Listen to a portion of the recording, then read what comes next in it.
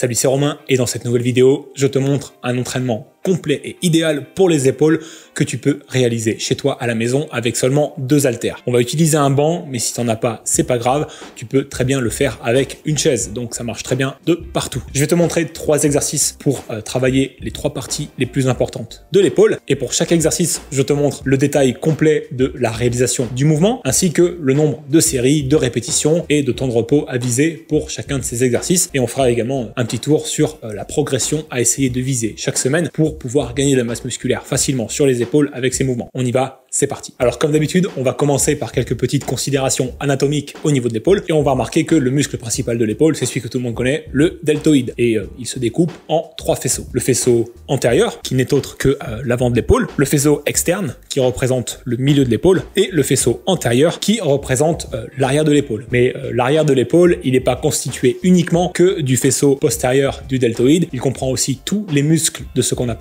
la coiffe des rotateurs et en particulier le petit rond et l'infra-épineux dont on va s'intéresser un peu plus loin dans cette vidéo. Et du coup, on va commencer avec un premier exercice pour travailler sur la partie avant et sur la partie médiane des épaules, les développés militaires. Alors les développés militaires, il y a 3 façons de les faire. On peut les faire debout avec des haltères, on peut également les faire assis sur un banc ou sur une chaise, et on peut aussi les faire assis avec le dos calé sur le dossier du banc ou de la chaise. C'est cette 3e option que je vais avoir tendance à te conseiller, puisque c'est celle qui te permet de te concentrer le moins sur la posture et sur la stabilité du mouvement, et sur lequel tu vas pouvoir te focaliser vraiment à fond sur le travail des épaules.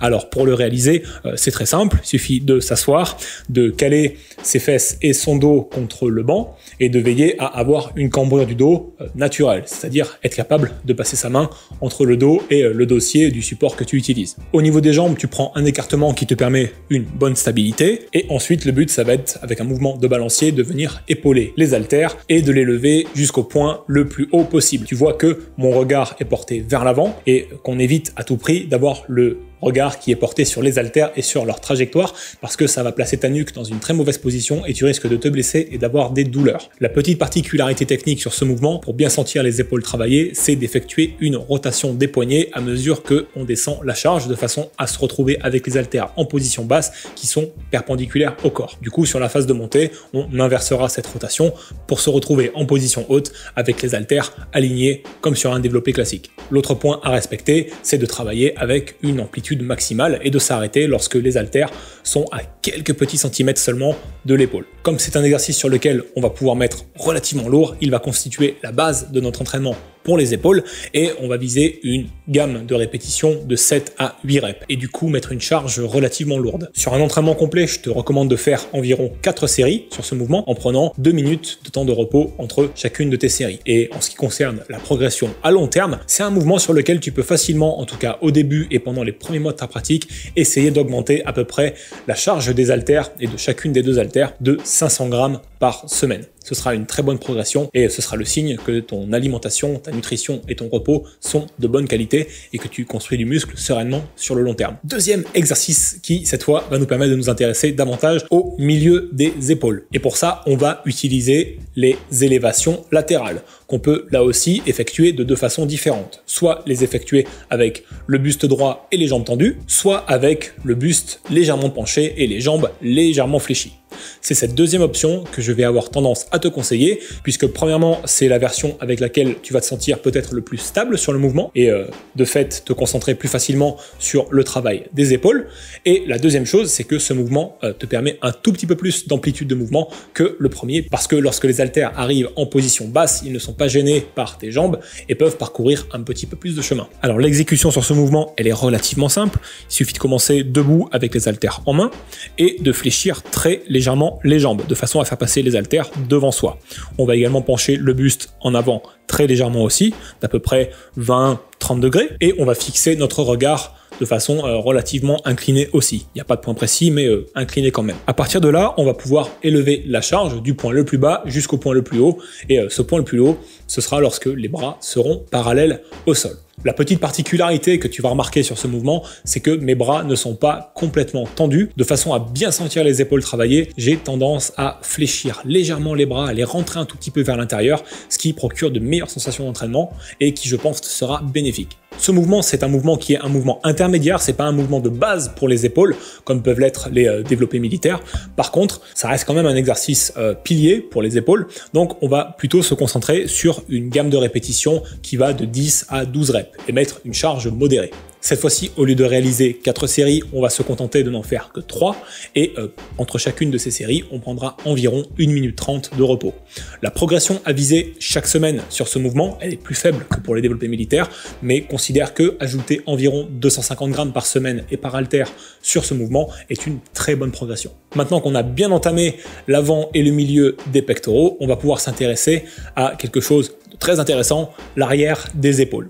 Alors, comme on l'a vu, il y a la partie arrière du deltoïde qui entre en jeu, mais il y a aussi tout un tas de muscles qui sont importants à l'arrière de l'épaule, notamment les muscles de la coiffe des rotateurs qui ont un rôle stabilisateur. Je vais te donner un exemple tout simple. En musculation, on a tous tendance à bien entraîner ses pecs, mais à très peu entraîner son arrière d'épaule. Et qu'est-ce qui se passe? C'est qu'à long terme, les pectoraux vont s'enraidir, alors que à l'inverse, l'arrière de l'épaule reste relativement mou du genou et du coup on a les épaules qui sont amenées à être poussées vers l'avant et à avoir un petit peu cette posture de gorille en fait, qui va entraîner non seulement des problèmes au niveau esthétique, mais aussi des problèmes au niveau douleur, puisque tu vas peut-être commencer à ressentir des douleurs dans la nuque, des gênes au niveau de tes postures, etc. Et ça c'est quelque chose que tu vas corriger déjà en étirant un petit peu tes pectoraux, en leur donnant un petit peu plus de souplesse, mais aussi en travaillant les muscles de la coiffe des rotateurs comme le petit rond et l'infra-épineux. Pour travailler ces muscles-là en toute sécurité, on va utiliser un exercice qui s'appelle les oiseaux aux haltères. Bref, on va imiter l'oiseau. Alors la réalisation de cet exercice, elle est un tout petit peu plus technique que les deux précédents, mais elle est quand même très simple et tu la maîtriseras en 2 temps 3 mouvements. C'est très simple. Tu pars debout avec les haltères en main, les pieds écartés d'environ la largeur de tes hanches, donc les jambes parallèles l'une avec l'autre, et tu vas légèrement fléchir tes jambes et te pencher en avant jusqu'à ce que le bas de ton dos soit parallèle au sol. Tu auras donc légèrement la tête en avant. Ton regard, il va rester vers l'avant lui aussi. Ne cherche pas à regarder devant toi, tu vas te faire mal à la nuque. Et à partir de là, avec les haltères, on va pouvoir faire un mouvement d'oiseau en fléchissant légèrement les bras, en les rentrant légèrement vers l'intérieur. On va lever la charge jusqu'à ce que les bras soient parallèles au sol.